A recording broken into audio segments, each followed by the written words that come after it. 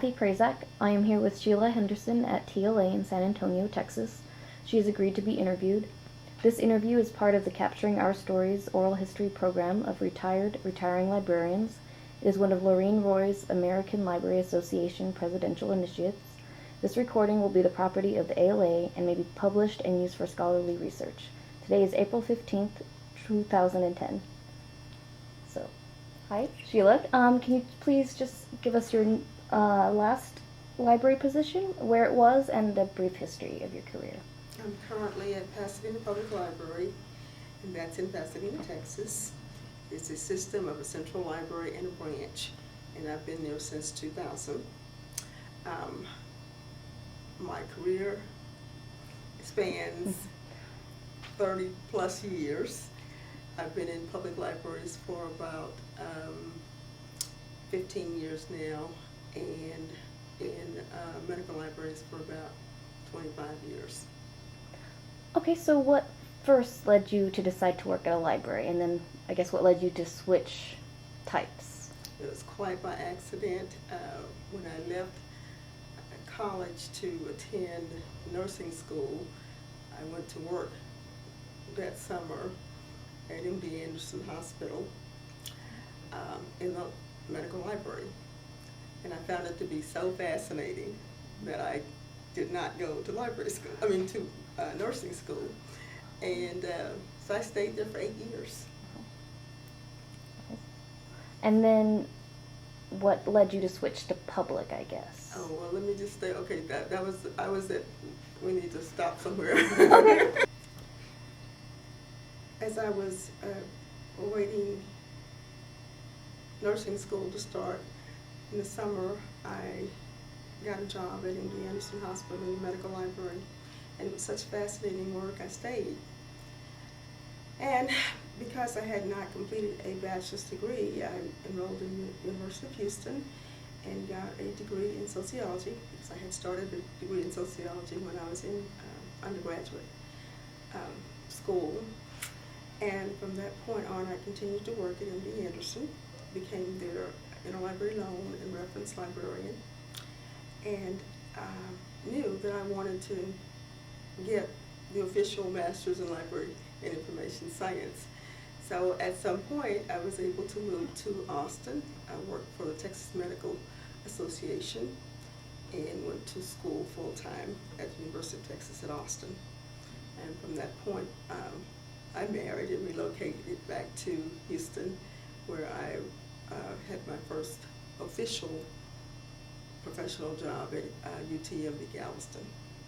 Stayed there for a year, left there and went to University of Texas School of Public Health, and was there for almost 3 years.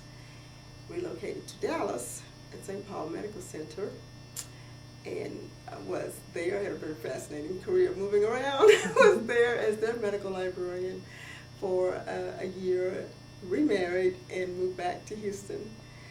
And once again was in the UT system, so I've been mostly with the UT system. And I was in medical librarianship for up until I think it was 1980. No, actually it was 1994 when my husband and I relocated to Brenham, and that was my first public library position at Nancy Carroll Roberts Memorial Library there. And I found it to be absolutely fascinating. Mm-hmm. From that point, I was recruited to Georgetown Public Library. I was there for 5 years. A family medical situation necessitated me moving back toward Houston, so that's when I got the job at Pasadena, and I've been there ever since. It's almost 10 years. Okay. So what is the most important thing you learned at library school?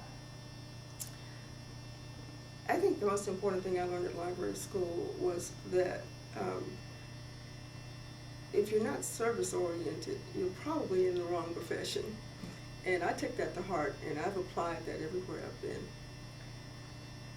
So would you say you learned that in the classes, or is it something that came to you once you got into the field?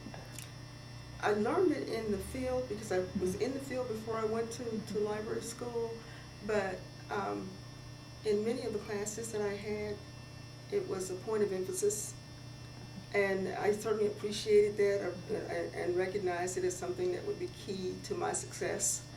And so I found ways to translate that into a very positive working environment for me wherever I went. Are there skills that retiring librarians see new librarians lacking, such as any kind of practical skills or Service orientation? Yes. I think because of the technology that so many librarians are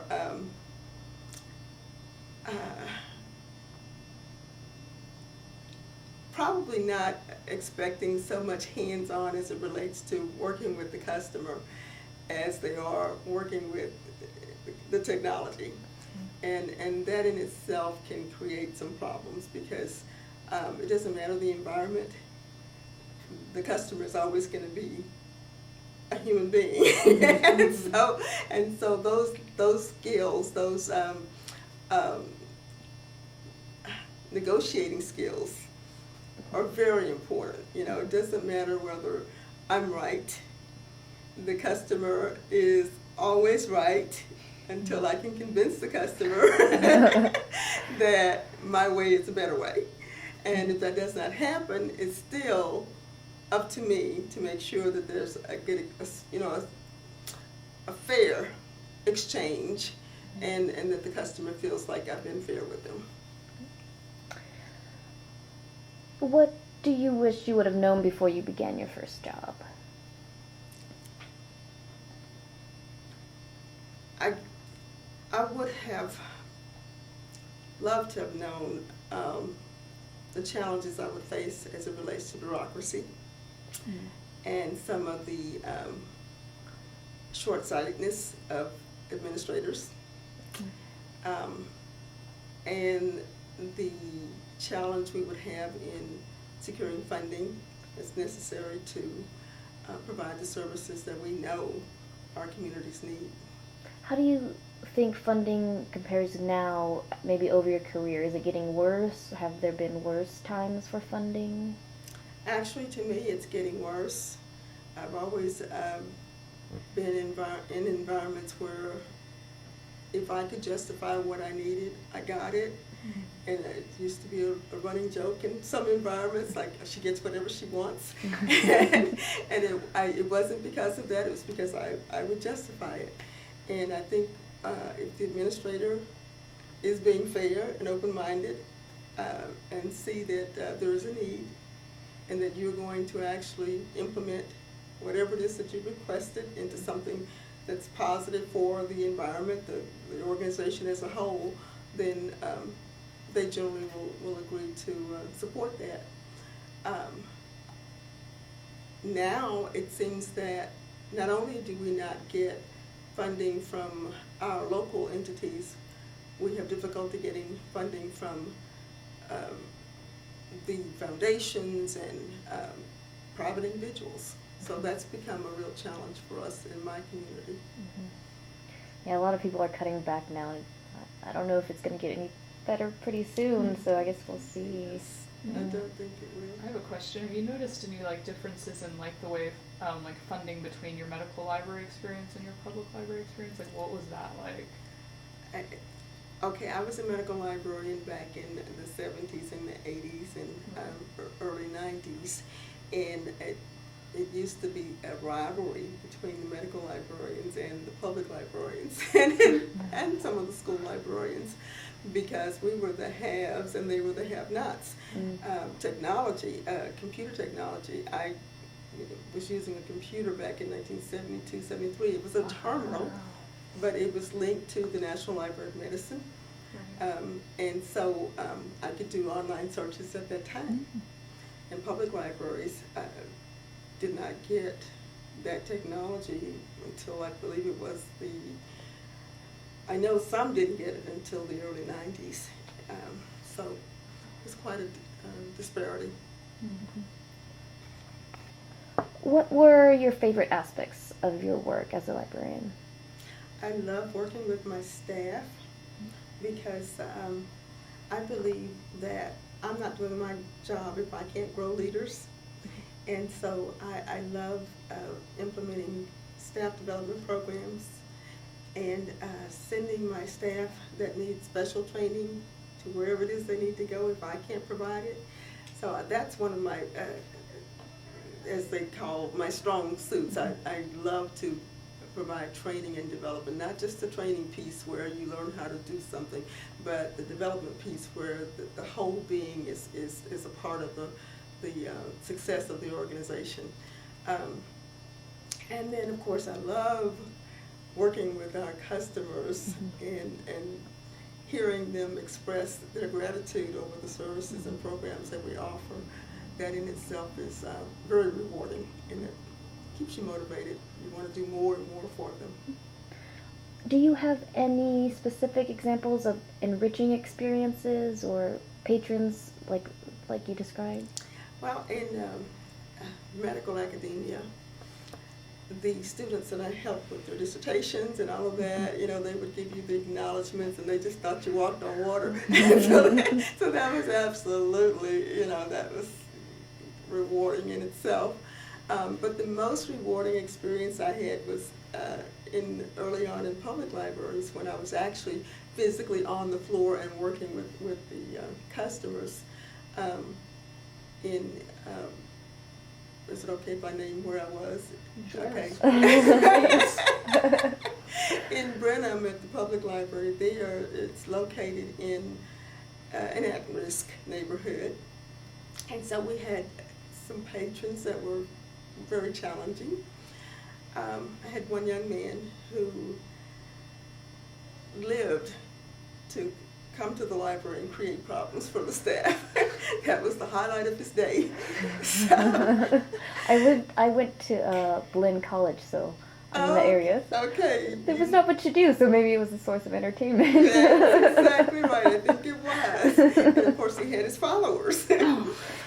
Anyway, I pulled him into my office and I said, okay, this is not appropriate behavior, and guess what? I'm not going to put up with it. And so, here's what you're going to do. I asked him if he had a library card. He said no.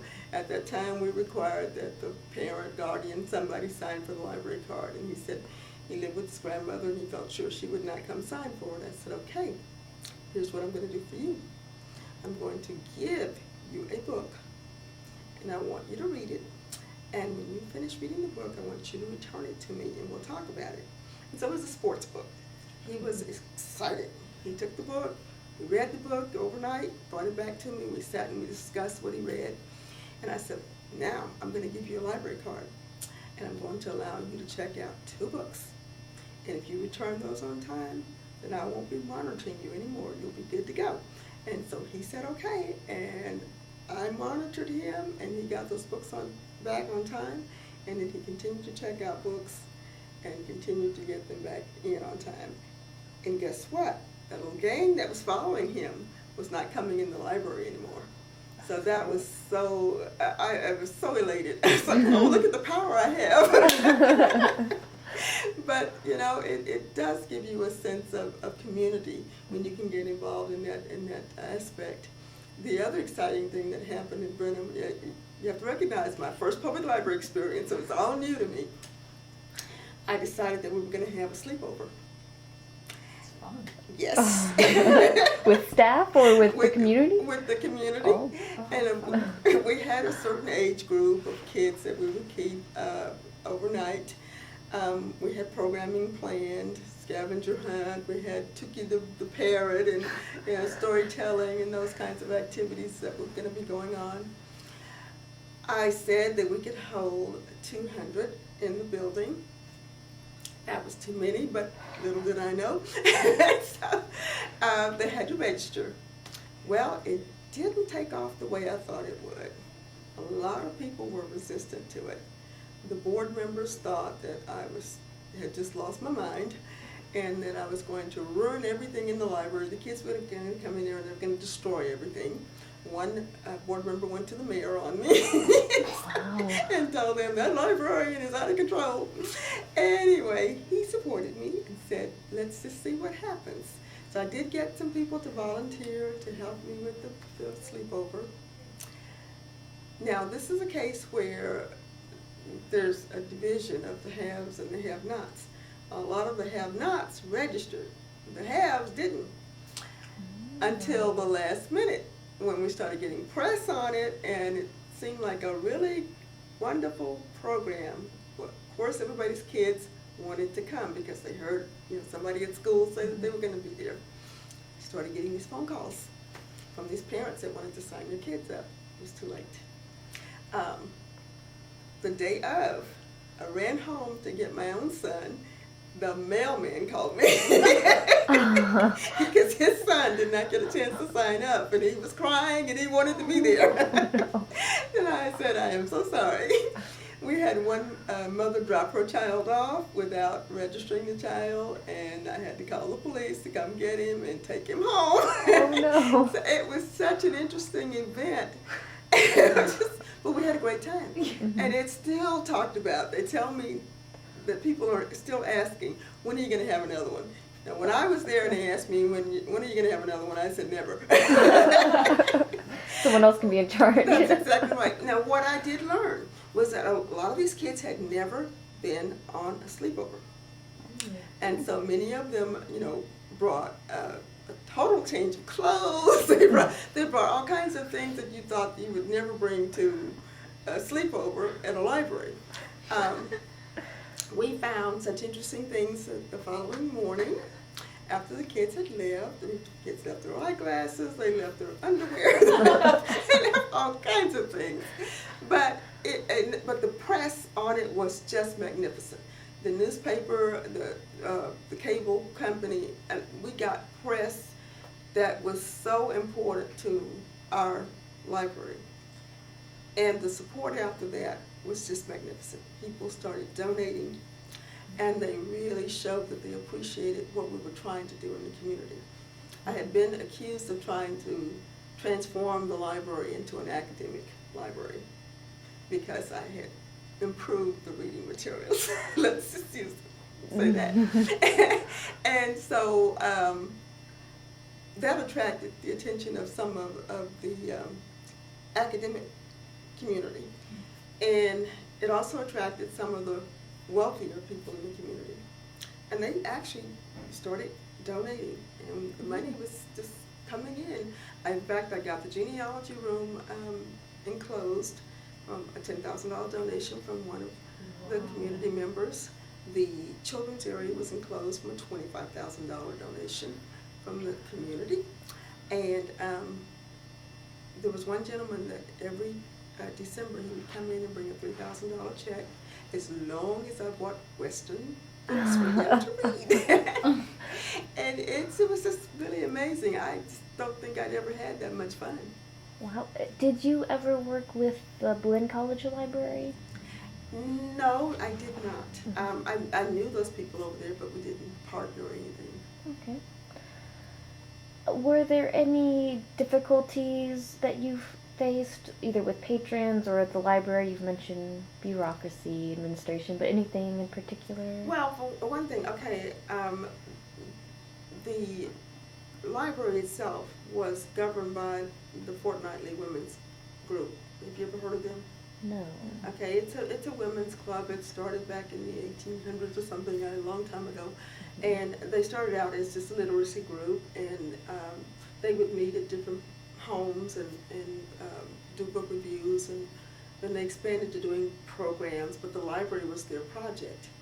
So they were the ones that actually interviewed the candidates for that position.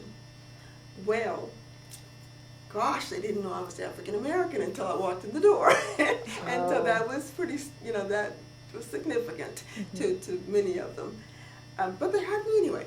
And I had a couple of people that were resistant to my efforts. One, I called into my office and I said, I need your help. And she said, well, what do you need? And I said, I need you to take this packet that I put together, and I put together a funding packet. And it had a wish list, and identified our goals and our objectives, and some of the programs and services that we offered and those that we wanted to offer, those kinds of things. and it was nice and colorful and all that, very professionally done. And I said, I need you to go to the banks and to the businesses, and I need you to sell this library and sell our needs because we need donations. And so she said, you think I can do that? Flattered. I said, I know you can. This is why I have you in here. I chose you to do this because I know you can do it.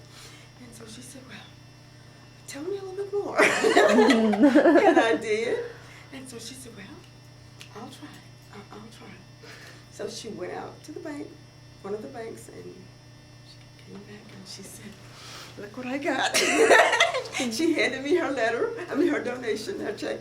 And from that point on, she was my friend. And she went out to other places and she got more checks. And so it was a goal was accomplished. Great. And another one was selected to be the lay rep. She rode to a meeting with me. I think we went to Georgetown. We got to develop a relationship with that opportunity. And she was one of my greatest fan members, and that worked out beautifully as well. So it was life-changing for many. Are there any other, any kind of advice you offer to new professionals on how to handle situations like that? Situations like that. And it's not restricted to African Americans and Caucasians. I mean, it is across the board, and that's just the way it is. And so you have to appeal to that person's character. You have to find creative ways to meet that person halfway, or even 3/4 of the way, or however far you have to go in order to be able to accomplish the goal. Because after all, it becomes a win-win situation when you're able to bridge those gaps. So being open-minded and being approachable and learning ways and means to approach that individual, be it an administrator, because I've had situations where administrators have been resistant to change, and some of them have been accustomed to the library director being non-assertive, quiet, and a librarian. And because Sheila is not, it's a bit disconcerting for them. And so I've been described as strong-willed, and a few other words, I'm sure, that they didn't want to share with me in person. But you really do have to use all the people skills you can amass and use them constantly. And that's with children, adults, your John Q. Public, with your administrators, if you're in academia, with the faculty. I was accused of keeping one faculty person from achieving his academic goals. And I said, well, what did I do? It was because he had ordered some slides that were like, I don't know, $10,000 or something, and had them delivered to the library and had charged them to my library. And I sent them back. So he reported me to the president of the college. Wow. And of course, it was, he did not follow policy, and there was no way I was supposed to pay for his slides. He was in the biology department. But people will try anything with you, so you just have to be prepared to deal with whatever the situation is and not let it get out of hand, not let it control you or your library, because after all, if you allow circumstances to control you as the director, guess what the impact is going to be on your staff and on your customers. So were there any big frustrations or disappointments in your career, and looking back, would you say that they were avoidable? Frustrations. Primarily, my greatest frustration is that administrators that are not library administrators often do not appreciate the various skills and levels of expertise that librarians bring to the table. And it's not just the librarians, it's the library staff. I think this has been true in every environment in which I've worked. There have been people that are artists. There have been people that are that can cater the best meal in the world. There have been people that are very strong in computers and all the video conferencing and the whole 9 yards as it relates to electronics and that kind of technology. And I've seen the organization as a whole go out and contract those services when we have those services available in the library. But they dismiss that as, I guess, not significant enough for them to want to pay for that service, because I feel like if that service is offered, then my staff should be compensated for it. In public libraries, I guess my frustration is that sometimes it's a hard sell in the community. People say, you know, my tax dollar pays for these books or this video equipment or the CDs, whatever, and they don't feel like they should respect the policies by returning them in a timely fashion or returning them at all. And of course paying fees. That's always a challenge to get people to recognize that they're not paying us, they are actually compensating the organization for those resources that they have lost or broken or whatever the case may be, and that they are actually cheating other taxpayers when they don't comply with the policy to return or pay for whatever it is that they have out. Volunteerism, it's in some communities it's much more difficult to get volunteers than it is others. My experience in Georgetown was just tremendous, absolutely tremendous. When I went there, the Friends group was made up of 3 regular people, the president, vice president, secretary, but they could call the Friends members and tell them, we're having this event, we need cookies, punch, whatever, and it would all arrive. Now they would have to serve it, but it would be delivered. When that group, the group of 3, decided that they'd had enough, they disbanded the Friends organization, and they donated the money to us, and I said, okay, this is great, it's a new opportunity for us. So I wrote a letter to the newspaper, and I said, I cannot believe this, I am embarrassed, I cannot go among my peers and tell them that we no longer have a Friends organization. We're a population of, and I just went on and on. Well, the very next day, got calls from teachers, from people in the community. We had Sun City Del Webb, it's a retirement community in Georgetown. We had people that called me from there. I want you to know the response was just fantastic. We started having galas. In fact, we had 4 before I left.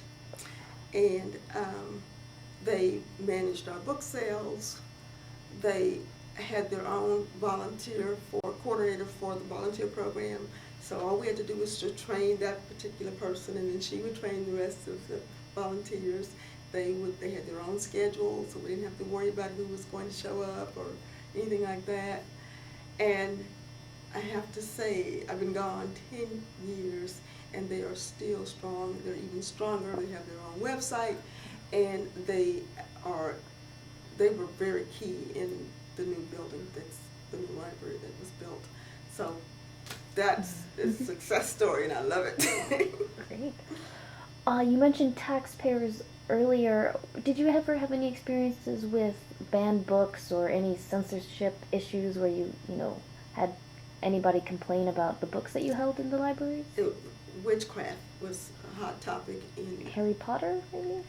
Or even before? Even before Harry Potter, in Brenham. So I had to deal with that. The board supported me, so the books remained. I have not had I've had a few letters of concern in Pasadena, but nothing to the point where people have waved signs or anything like that. They're massed a campaign against me.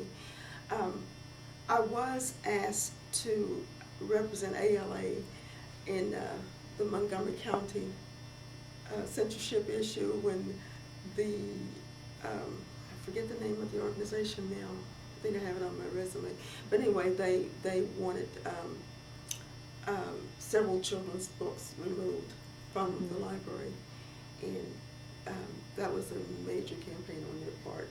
So I was asked to represent ALA on the Do you remember any of the titles? Were they one of the frequently banned books? Mommies. Mommies. Is it Heather Has Two Heather Mommies? Has Two Mommies. Heather Has Two Mommies, and there was another one, and I can't remember what, and one of them was My Body. I think it's like it's about teach children about. Yes, and I can't remember the name of it. But that one was excuse me? I didn't get that one. But anyway, there was an all-out campaign there against those books, and they wanted the library director out, and they were just really serious about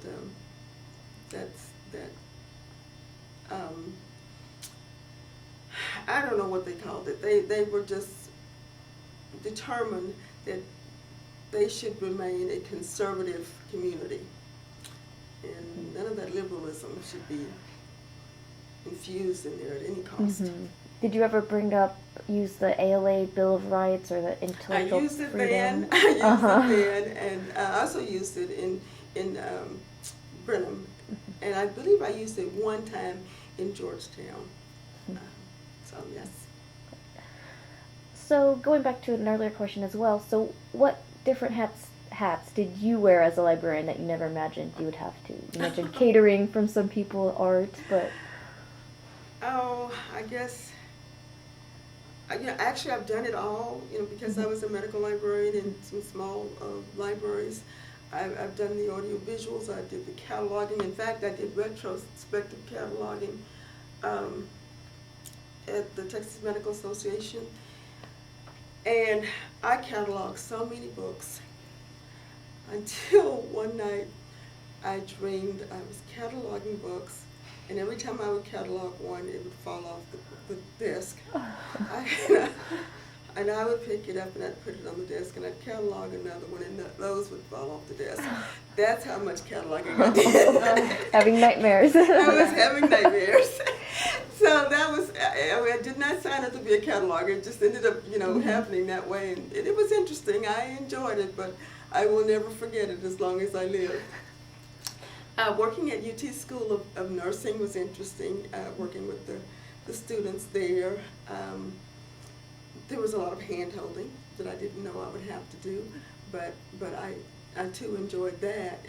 I formed so many, in fact, I have students that are no longer students that are still emailing me at this point. They found me and they email me. So you form these lasting relationships that you never thought you would do.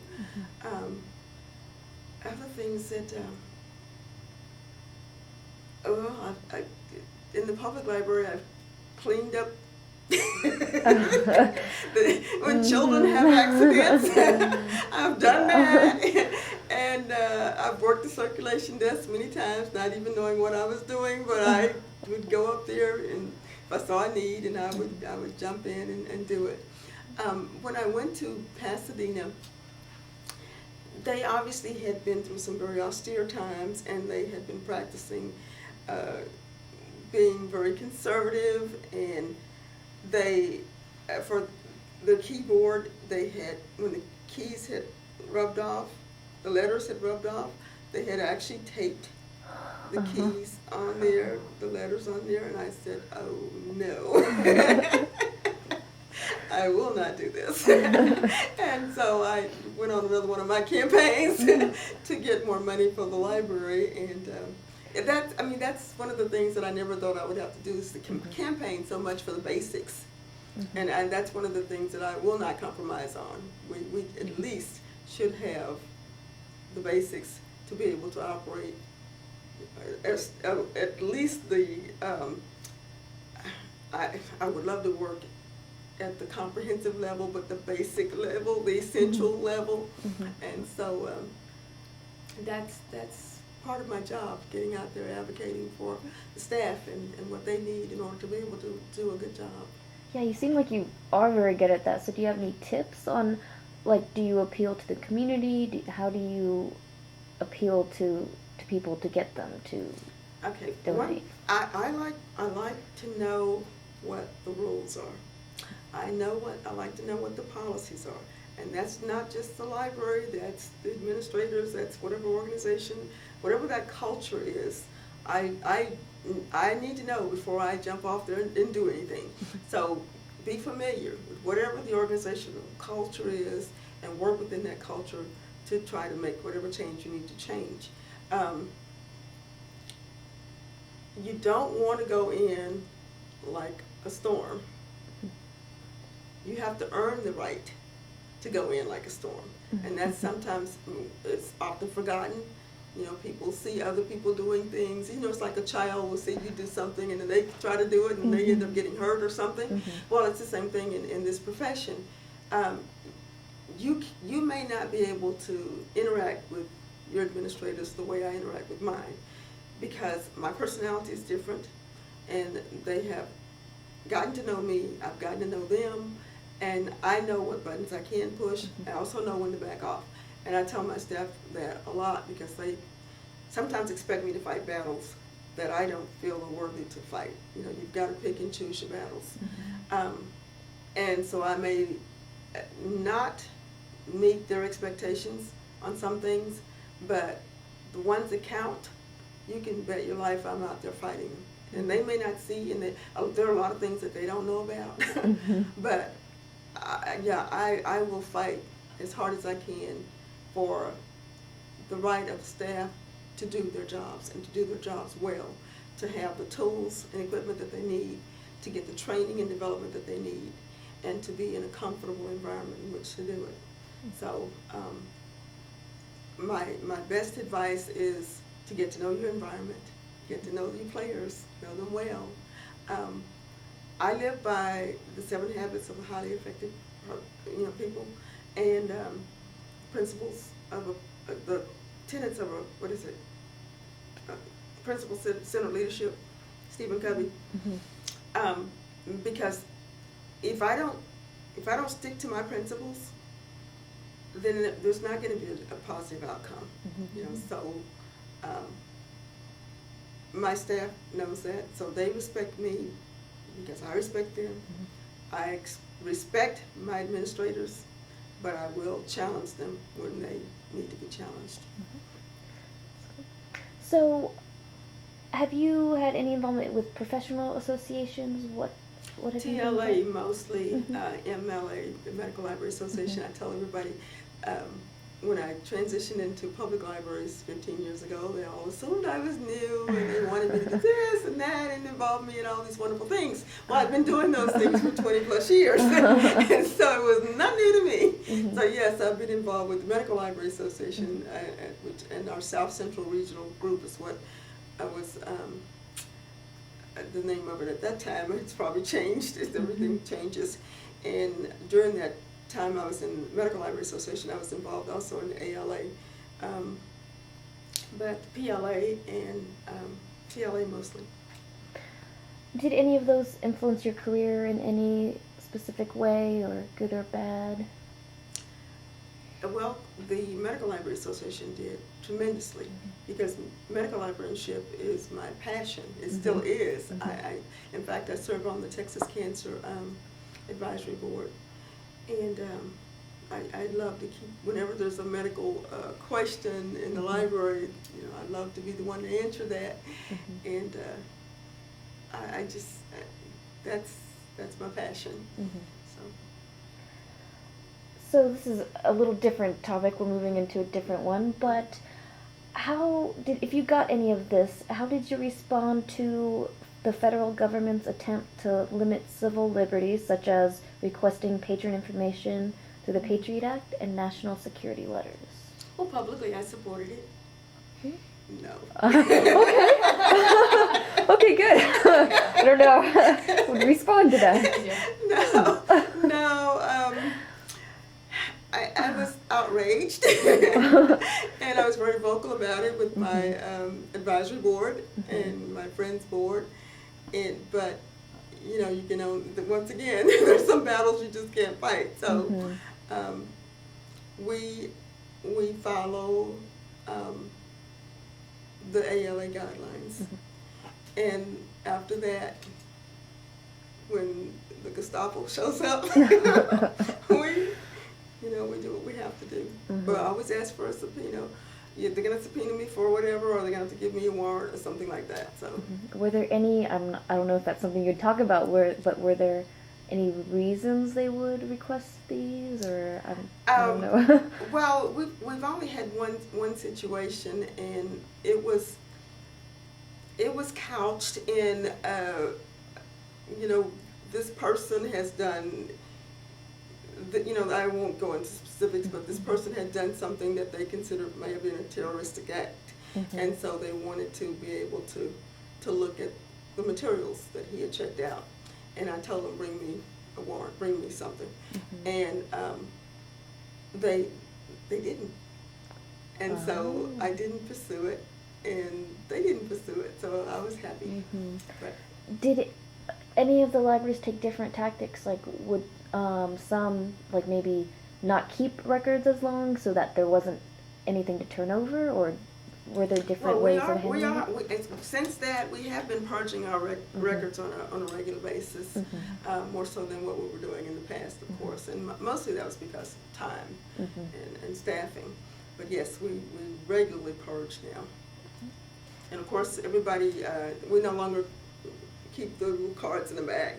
People have stopped doing that, and you just, you practice whatever you can to keep your patrons' privacy. Very important. What was the most controversial time during your career, and did you do anything to contribute or hinder that impact of that experience? Most controversial time. Well, probably now is the most controversial time in my career, because I've got enough years in where I can retire, and I don't really want to tolerate some of the things that I've tolerated in the past. I've been able to manage some of the situations that have had a negative impact on the library. Currently, once again, I'll talk about staff. We have people that come to work for us that present at first that they really want to do the job, and then when you hold them to that, they are resistant to it. I believe in documentation. I believe in coaching. I believe in counseling. And when I've done all that I'm supposed to do, then I believe it's either time for you to get on board or find another place in which to do whatever it is that you choose to do. And so with that, we often have people that run over to City Hall and want to file grievances. And if they are not successful in that and they choose to leave or are terminated, then of course they want to file suit. And we have to do so much to prove that we were compliant in all of HR policies and procedures and all the library policies and procedures to ensure that that person had every opportunity whatsoever to be successful. And it has gotten to be a real burden. We do so much documentation now that it is hard to get in a full day's work as it relates to library work. Wow. And that to me is a real challenge, and I resent that. I blame you. So, do you have any advice on how to handle special users, like maybe the homeless or maybe with any other types of population? Well, when I got to Pasadena, there was a young man who was autistic, and he had been banned from the library. His mother came to me and said that he enjoys coming to the library and that she wanted to have us give him another chance. Fine, sure. And he was allowed to come back. Well, the one thing that he would do is he would go on our computers and he would reconfigure everything. He was so good, so bright as it related to technology. And I don't care what you did, we would bring in the best IT people and they would assure us, oh, you won't be able to get around this time, and he would, of course. And he would send these print jobs to the printer, to the copier, and it would print for days. Oh, no. Or he would reconfigure it where you'd have to spend days trying to configure it back, that kind of thing. And he never wanted to leave the computer when his time was up. And at that point, he would get belligerent, and sometimes he would spit on people or he would hit people, that kind of thing. So he did have to be banned. But a lot of this, to me, was not his fault. It was his mom's fault. She, and I'm not blaming her. I'm just saying that she was so overwhelmed that she did not train him or did not get training for him in the early stages. At this point, he was, I think, 14 or 16 or something like that. So I brought in a consultant. His name was Matthew Bridges, and he worked with special needs autistic children and the family. So I had him provide training not only for the mom and the young man, but for my staff as well. We had 2 different sessions, and then he left, of course, all these little follow-up techniques and that kind of thing. The interesting thing about it is that he was there for the 2nd or 3rd training, and we had to get him out of the training because this is after Katrina. There was a homeless guy there who had obviously been away from his healthcare provider for too long, and he was having an episode. And no one knew what to do with him and couldn't understand anything he was saying. So Mr. Bridges came out of the training and went out and he dealt with him. He calmed that gentleman down, and he actually got a phone number out of him. And we were able to call. His relative was living in a hotel. We were able to call. They said he had been gone for days. They didn't know where he was. Oh, wow. And so we were able to get him connected again with his family. So those are the kinds of programs and services I like to see happen in a library, particularly a public library, because we can't dismiss anybody as someone that we shouldn't provide service to them.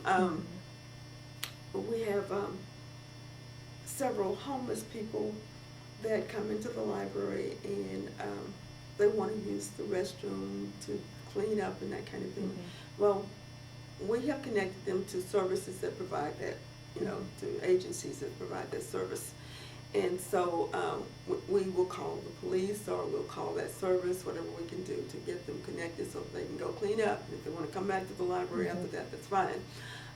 I try to treat individuals as I want to be treated. And even though they may be mentally challenged or they may be homeless or have some other special need, I speak to them with respect. And I try to get them to respond in a way that leads to a positive outcome. And I can honestly say I've met with a lot of success. In Georgetown, there was a young girl, my gosh, her language, oh my gosh, yeah. And she too was one that lived for frustrating the staff. My first staff meeting, I was told about this young lady, and that she would come in the library with her friends, and she would get so rowdy that they would have to throw her out. It was a ritual. Well, I decided we weren't going to have that ritual. So I asked about her parents. Well, it turns out that her grandmother, she was living with her grandmother, and her grandmother was even more rowdy than she. Oh, wow. So I had to go start with the grandmother. I went to meet the grandmother, and because I was their first African American library director, they were very pleased to have me in the community, so she was very respectful of me. And I was able to relate to her, and she could relate to me. And she told me that she would get this person, I won't call her name, to behave. So Renee, I call her name, Renee did for a while. But then she started acting out again. So I called her into my office, and the two girls that were her partners, or what do they call them? Posse. And I said, here's what I'm going to do. You have to agree to behave appropriately in the library for 3 months. You have to behave appropriately at work, at school, for 3 months. You have to improve your grades within that period of time. And I will take each of you to Merle Norman's for a makeover. They bought that. I wrote a letter to the grandmother, and one of them's mother, and the other one like a guardian. And I told them what I had planned to do, and asked for their cooperation, and asked them to notify the school that I would be coming to the school to check on them. And they did. And for 3 months, they were little angels. And I took them, and they got their makeover, and they continued along that vein. And about 3 weeks later, they came in the door with their friends because they wanted to be a part of that program as well. I thought, oh my gosh, what have I done? But you see, you can do things that will change people's behavior. Behind the library in Georgetown was this old building, was a shotgun house that they had actually talked about making into a museum for the African American community. That was where the kids that were catching the bus would gather in the mornings. And I mean, boys and girls and all ages, and they would be so rowdy. Okay, I started arriving early. I'd have a bag of candy. Now, did they need candy? No. But I had a bag of candy. And I'd go and I'd sit on the porch. And they would have to talk to me and share their homework with me and any, problems that they had or whatever. And I would hand out candy. And that got to be a regular event. So, whatever you can do to affect a positive outcome for not just your patrons that walk in the door, but your potential ones as well. So what are the greatest changes you've seen to library services? Well, okay, since I've been in public libraries, computers, because when I went to my first public library, the only computer in the library was the one at the front desk. And so I automated that library. When I went to Georgetown, we didn't have internet access. So I got internet access there. And then I got to Pasadena, and we didn't even have voicemail. Wow. So I got voicemail and then email accounts for most of the staff and computers. So that is one of the most significant changes that I've seen. Of course, in the medical library field, I started out with it was the TI Silent 700 terminal with a little coupler. And we progressed from that to the big desktop computer. And from the big desktop computer to the more compact with the small footprint. So I've seen so many changes as it relates to that. I've seen a change in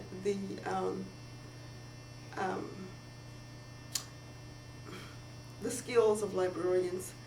I think, and I hope I'm not stepping on anyone's fate here, I think there is a significant difference when you do distance education without the benefit of having had some prior experience in a library versus actually going to library school and being on site, getting that firsthand exposure.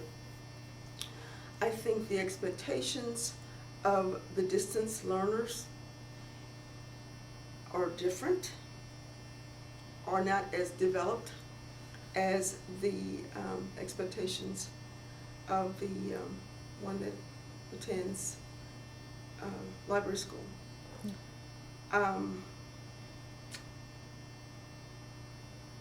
I think sometimes the customer service aspect is not as defined in the distance learner that has not previously been in a public service environment. And that in itself is a problem. And it usually shows up early on. And then I think it's quite an adjustment for that individual. And so how we can address that, I don't know. I don't have an answer for that, but it does need to be addressed. Also, there was a period of time when a lot of the people from Texas, the south west part of Texas, went to Sam Houston State School under their library program, and that was not an accredited institution. Many of them went to, say for instance, we had someone come to MD Henderson for an internship program. So she did quite well. She went to, I think she ended up working at the National Library of Medicine. In fact, I know she did. And then I have an employee currently that went through that program, ended up in South Carolina, in an academic institution, excelled, she's bright, did quite well, but it's not an accredited degree. So therefore, it doesn't count when you're totaling those little accredited degree numbers. Librarians, how many librarians do you have, ALA accredited? There isn't a program where those individuals can get that certification without going back through a complete program. And that is what my staff member did, and she graduated this past December. And I commend her. Of course, she graduated with honors, and she was always a strong librarian, but I'm sure this has made her stronger. But yet, I don't feel like it should be necessary after 14 years of experience in an academic institution and 7 years of experience in a public library institution that you should go through the entire program. So that's one of the things I'd like to see changed. Do you have any recommendations? Like, what would your future be like with being able to call yourself a librarian? Would it be based on experience or schoolwork, or? You mean as far as my master's is concerned? Oh no, like if you were to redesign, what to call, or to call someone. I think it would be based, the degree from the non-accredited program. Take a look at that. Combine it with the experience, and then modify the program. I think it can be done. In fact, I contacted ALA about it, and they said, "Oh, what an interesting idea! Can you come up with anything?" And I said, "That's your job." And then I contacted, I think it was North Texas. Yeah, I think I contacted North Texas as well. So this has been something I've been thinking about for years. And I think it's time. I think it's time for us to pursue doing something for those people. You've got programs already that build on life skills. And so here's something that's not life skills. It's actually work skills. It's work experience. So why not give them credit for that? Definitely. So how do you feel about the technological changes that have taken place over the course of your career? I am pro technology. I love technology. I mean, once again, as a medical librarian, I was introduced to it early on, and so I wouldn't know how to live without it. My son, who was probably born sitting up on a computer, I couldn't live without technology. Mm-hmm. I embrace it wholeheartedly. And I'm one of those directors that if someone comes on board and says, we need to do this with the technology, we need to do that, I'm like, go for it. So yes, I think it's a must in our profession. It helps us to maintain our skills and stay connected, but it also does worlds for our communities. We have so many people now, with the economy being the way it is. It's just fascinating to me. I walk out and there are men in my library, and prior to this period of time, there were a few elderly gentlemen coming in to read the newspaper, the Morning Star, that kind of thing. Now I have businessmen there. There are accountants. I have one doctor that comes on a regular basis. I have the manager of, he's actually the owner of one of the McDonald's that comes and does his accounting and his books and all that in the library. We've become a community hub for all walks of life, and I think it's just magnificent. They love our wireless. I had a policeman tell me, I ran somebody out from your library the other night. I said, what happened? Well, he was out there using your wireless. I said, don't do that.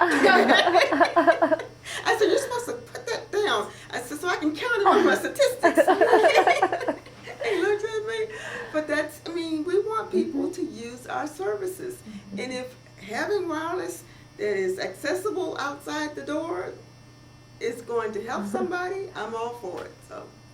Have you found that people found their way to libraries during these times, or did you advertise, or? People have found their way, and I believe in marketing. We market our library in many ways. I'm now using my council members to market. We televise our council meetings, and so I give them the announcement. So at the end, when they do their little talks about what's going on, they can say, well, at the library. So we use whatever we can get our hands on to promote the library and market our services. So with more people coming in, and I know that funding is bad, but you always want more people. But do you also find it maybe a little more of a burden that you aren't able to maybe meet all their needs, or? Well, it's a burden in a way, but I don't think my staff and I would have it any other way, because that just signals that there's a great need for library services in our community. We could really stand to have another library. We have a branch and we have the central, but we could use one more, and that would help us tremendously. But of course, we need staff. But the only burden is not being able to provide enough computers. The reading materials, I think we're good. We have a healthy budget. The programs, I'd like to offer more programs, and I can't afford to do all the ones that I'd like to do. But I'm teaching my staff how to become creative in their programming and use some of the resources that we have in-house. Learn how to do storytelling yourself in a creative way, not just reading a book, but doing fun things, arts and crafts, and tie it all in, dancing and tie it all in. We had a block party for a spring break, and that was magnificent. So just think outside the box and do creative things and bring them in. Have you had any experiences with maybe patrons seeing the value of the library and wanting to advocate for it, maybe with their government, state government? We definitely have people that advocate for us. I've had people go to council meetings and speak on our behalf unsolicited, and it's just magnificent when they do that. I have people that write to our governor and our congressmen or in fact, one of our councilwomen regularly supports the library and advocates for us. And if there's a need, if I send her one of those text line requests to respond to this ALA urgent request for writing your legislator or whatever, then she will do it. Great. So how have libraries and the role of librarians changed over the years? from the consumer aspect, the environment has changed. I think libraries, particularly public libraries, are using more colors. I think we are actually considering the customer's perception of who we are and what we can do for them. And I think that's made a significant difference in our ability to reach all levels, all ages, all socioeconomic levels, because what I tell my staff, I like for people to be able to come in and instantly identify something that they can call their own. You know, their own little sacred spot, or something that they can identify with. I had to fight for the cafe that I have in my library because, of course, food in the library. But that's been a big sell for us. I mean, people have just really embraced that. The original contractor vendor that we had in left us, and it's been vacant for a while, but we've gone out for bid. We've got a proposal on the table. Everybody's so excited because it attracted people. Even the mayor came over, you know, so it really was a draw for us. And while they're there, they're able to look around and see some of the things that we just tell them about, you know, some of the things they read in our report, they actually can see for themselves. So that openness, the offering of services and programs that are different than the traditional services and programs, I think that's opened up a world of opportunities for us, including the funding. We have little donation boxes out, and people do put money in there. It may not seem like much, but it's more than what we've gotten in the past. So it's just, I've seen the transition, and to me it's wonderful, and I don't want to go back the other way. That's what's frightening me about the economy being as it is, and the fact that the response has been so quick about modifying the hours of the library, closing branches, that kind of thing. I think once you do something like that, it's hard to get that branch reopened. It's hard to get those hours back up. So that concerns me considerably with all the changes that are coming. So what is your prediction for the future of libraries? Since there is such a great need for libraries, as long as we continue to have librarians that advocate for libraries, the need for libraries, that are assertive in their approach to managing libraries from the top down, and are forward thinking, that don't mind networking, and also don't mind being a major component in the solution, then I think we're going to do well. I think that some of the libraries that have been closed are going to be, well, this is, if you're forward thinking, will be reopened, but with a new look and with a new purpose. Now what their purpose is going to be tied to what your community. So that means you have to get out there and you have to do a community analysis, and you have to identify what's going to sell. And I did that a few years ago. I identified several businesses that I thought were doing well, that had some really good HR policies in place, training and development, and they also had some good marketing and merchandising policies and practices.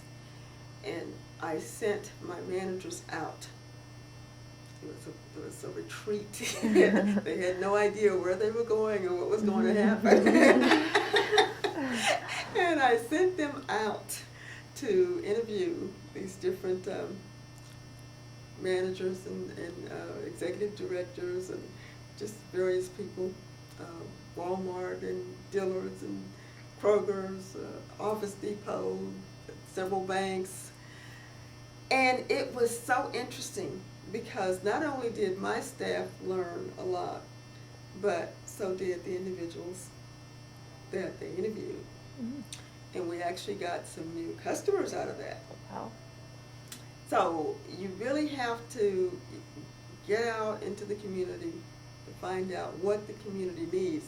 You know, I've always said that we sit behind a desk and we decide that they need this and they need that, and it's totally off base.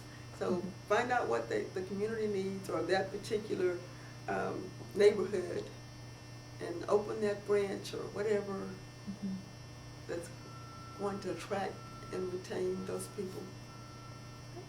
Do you have any advice for new librarians starting in a career? My advice would be to keep an open mind, be like a sponge, absorb all that you can, the good and the bad, because you have to know what you're dealing with in every aspect of this business, and then put a plan in place. You have to have a strategic plan with short-term and long-term goals. I know it sounds status quo, but it's so significant in guiding whatever it is that you're trying to do. You may not be able to follow it to the letter, but it becomes a tool that helps you in justifying costs and expenditures, those kinds of things. When I get my council to adopt a strategic plan, do you think that's the last time they see it? No.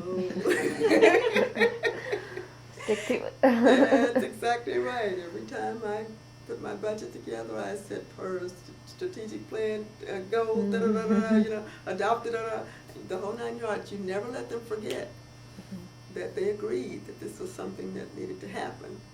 And then you revise it, you keep it current. And if you do that, I think you'll fare very well. But also remember that you need to talk to your customer. You need to make sure that you and your customer are in sync about what it is that they need and how best to provide that service. Do you have any specific accomplishments that you're most proud of?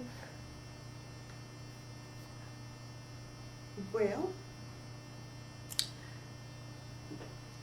recently the renovation of the Central Library, it was one of those projects that went every direction but what I thought it would go. I was told when I was interviewed that they had property and they were going to be building a new library, a new Central, and that the Central was going to become a branch. That administration went out the year after I got there, and a new administration came in, so the project turned into a renovation. When the decision was made to do that, somebody came up with an amount for the renovation, $1.6 million. Did they ask me? No. That amount was put into a bond election, and of course it was not enough to do much of what needed to be done. So I was told that it was going to be put in the CIP for the year 2010, unless I could come up with some money. Well, what did that sound like to me? A challenge. So I wrote a couple of grants. One was for $500,000 from the Houston Endowment Foundation, and I got it. And the other one was also for $500,000 from the Brown Foundation, but I got $250,000 from them. Well, you get $750,000 in grant funds. Guess what? They've got to do the project. Oh. And so the project was put back on the books, and the renovation started in 2007, and in 2009 we moved in. Wow. So And that was, Congratulations. yes. That was a fun project. But, Well, I know you're not retiring just yet, but do you have any plans for yes, I when you do. Uh-huh. I certainly do. Actually, my mother left me some property in Burleson County. Mhm. That's outside of College Station. And they don't have a library in that area. I think they probably use the one in Brenham in Washington County, and possibly College Station, Bryan College Station, I believe. So I want to start a small library there, probably with reduced hours, and then hopefully get the city or the closest city interested and committed, and then turn it over to someone else. So that's going to be my startup project. Yeah, you're gonna be keeping busy. Yes. Yeah, Awesome. you're not. That's what I want to do. Very generous. Yes. Well, I think it'll be fun. Yeah. I've learned a lot to know what not to do and what to do, so I think it'll be really Good great. experience in that. Yes.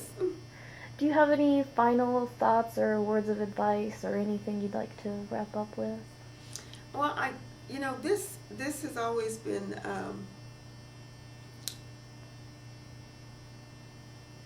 what we describe as a noble profession. Mm-hmm. And we're public servants, and we are to continually give our services, but we're also a business, and we need to always recognize we have a product to sell, to market. And as long as we treat what we do as a product, then we'll be in a better position to justify, market, promote, all the things that we need to do to get the funding that we need and to get the support, be it volunteer or whatever, buildings, facilities, all those kinds of things that we need, and to get the respect that we deserve. Well, great. Thank you for sharing your stories with us. Very interesting. Strange. So once again, we're here at TLA on April 15th, 2010. I'm with Sheila Henderson. This is Kathy Prazak. Thank you. Thank you.